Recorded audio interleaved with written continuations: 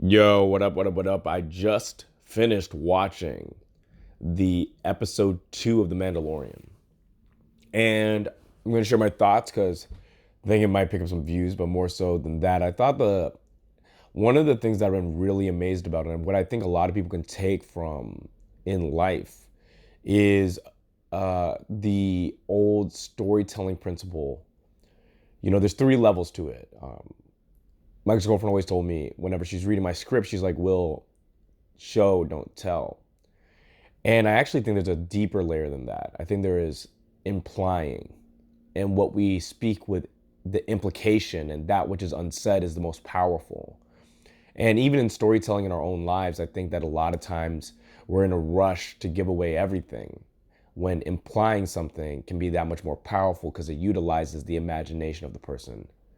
And that is what you experience in watching the episode 2 of The Mandalorian. Is there was a lot that was implied and a lot of storytelling and friction. Now, one of the things that I've been really caught up with is so there was subtle spoilers, but there was his spaceship got ramsacked by Jawas, and these points of friction create meaning in the pursuit. What a lot of people don't understand, and the reason why we value things is actually because of the amount of discomfort that we get during the process. A lot of times when we think about something being a meaningful experience, it's usually an experience that could have not happened, high degrees of uncertainty injected into our pursuit.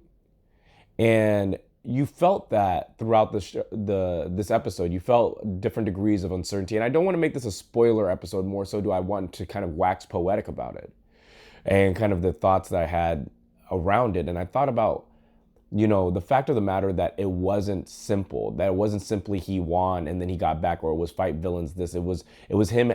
There was natural friction that made sense with the environment and him having to remedy it in ways in which that he did not prefer. And that's where you kind of show a character. A character is really seen where their skill set ends. And I ask myself a lot of times, who am I when my skill sets no longer help me? I don't know if I've mentioned this in the other one, but I'm moving to France. And one of the things about France, I don't speak French, and I'm interested in the kind of, I love to talk. I'm a stand-up comic. I do a lot of speaking things. I love talking in English. And I wonder who I'm going to be when that is not available to me. And you see that throughout The Mandalorian. And you see, you see why the Yoda baby is a creature of interest. And it says a lot without saying anything. It's implied a lot without doing anything. And when it finally let the secret out, it was a powerful scene, and it did come at a cost. And I think one of the biggest issues with the modern day Star Wars is that it exists without consequence. And to tie this back to life, a lot of times I think in TV, fantasy, fiction, and in our own lives that we're constantly looking for decisions and places where we feel like our actions have consequence. And The Mandalorian felt like it had a lot of that.